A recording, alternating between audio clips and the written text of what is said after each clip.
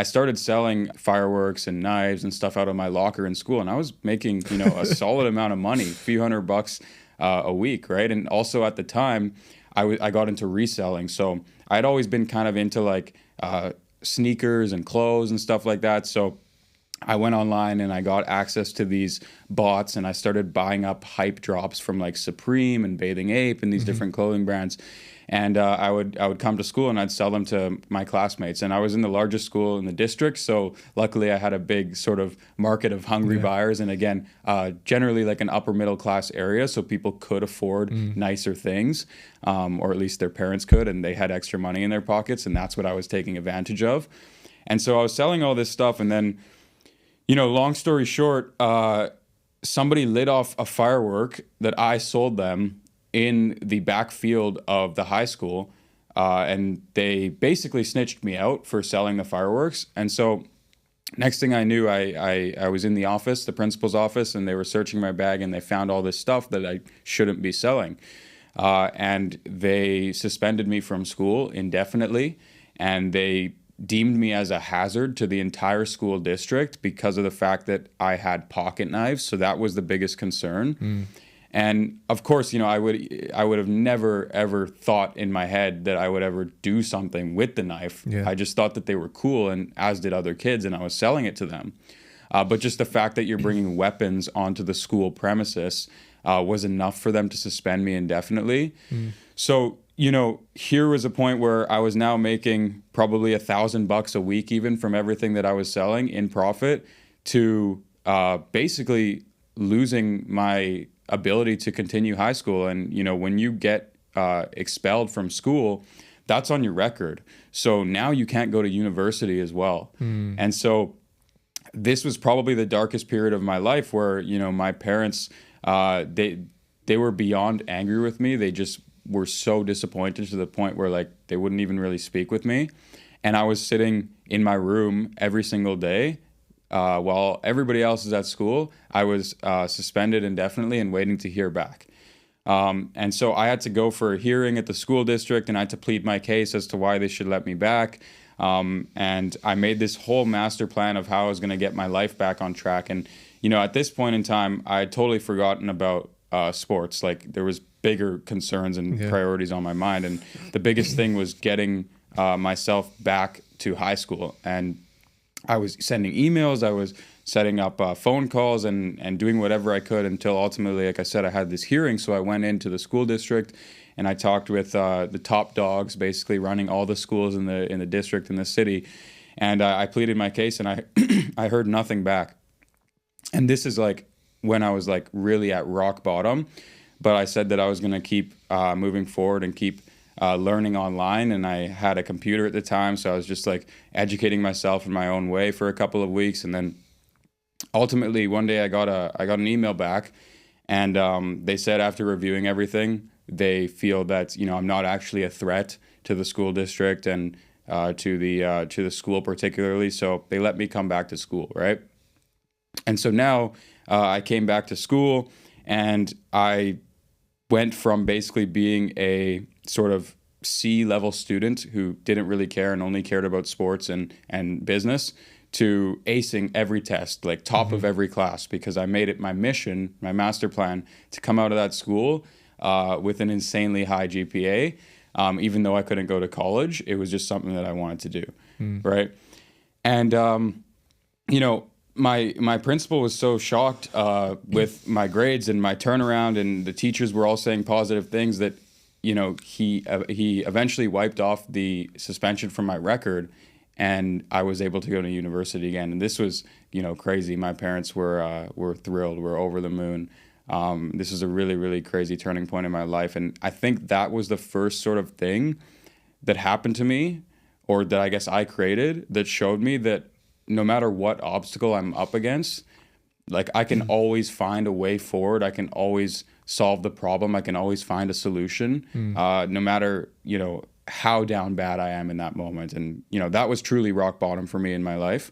And the fact that I bounced back and I came out of that in less than a year and then went on to business school after was really, what showed me anything is possible. Yeah. And first of all, really appreciate you sharing that with me and obviously with everyone watching, because it is something that's probably quite personal to you. So yeah, thank you. And on reflection, not only did you bounce back once, you did it twice in some senses, right? Like the blowout of the knee. And I tore my ACL. I've not had my whole kneecap come off, and I know how much that affected me, and how, because I was a similar age to you, 15 or 16, and I tore my ACL, and it was really bad, like for quite a long time. And I don't know that my knee ever like fully recovered. So I can only imagine what that was like for you as well. So sports is obviously going to take a big setback, but you, rather than like mull on that too much, you just thought, okay, how can I kind of move forward in another way, and went to selling different things and things like that. So that was kind of one obstacle that you already overcame, but then to have it happen again, where you've been pulled back, suspended, but then overcome that by acing all of your tests. Like, it would have been very easy for many people to probably just give up, especially at that age. Like, if your parents are disappointed, if you're not sure what to do, if you're stuck at home, but rather than kind of like sit there and not know what to do, you kind of took action and decided to turn it around at that age. And funny enough, you jogged my memory, because something similar happened to me, not to that degree at all, but I got my grades back from my test in school. And I remember picking them up with my mum, to see how I did in my GCSEs, which you probably have an equivalent in Canada. And they weren't very good. They were well below what I was expected to achieve. And I remember the disappointment on my mum's face. Like, she expected so much more from me. So the next year I resat all of the tests, and the exact same thing as you. I was like, I'm only going to come out of this with A's. I think there was a couple of B's, but like completely turned it around. I never really thought about it like that, but I know the power of a disappointed parent and what that can do to you at any age. So yeah, I think not once, but you did it twice. And I think that's probably what set you up to become the person that you are today. I mean, I speak to quite a lot of people on this podcast, and a lot of the time, the people that have achieved the most in the shortest amount of time have lost everything more than once as well, and normally been in a very, very bad position as a starting point. So I think the fact that you had that early proved to you, like you say, what you're actually capable of, and having that belief and that ability in yourself, not only to bounce back, but to come back stronger. That's something that you can keep repeating throughout life. And earlier you described yourself as a bit more of a risk taker. Well, when you take risks, you're going to have pullbacks, right? So it's how you then deal with that situation and push further ahead, which sounds like is about what you're about to go on to now with the next step and how it transpired. 100%, yeah. And I'm super grateful and fortunate for that time period of my life, and like you said, so early as well, because it just built so much resilience to the point where genuinely I feel like nothing phases me anymore, because I just think back to how I felt in those moments where I felt like, really I had nothing going for me. Like, I went from this, sort of athlete that everyone looked up to and was playing all the sports to basically nothing, like not even able to go to school anymore. And I'm just sitting in my room at home at age 16 wondering how my life literally hit rock bottom, and there's no way for me to escape.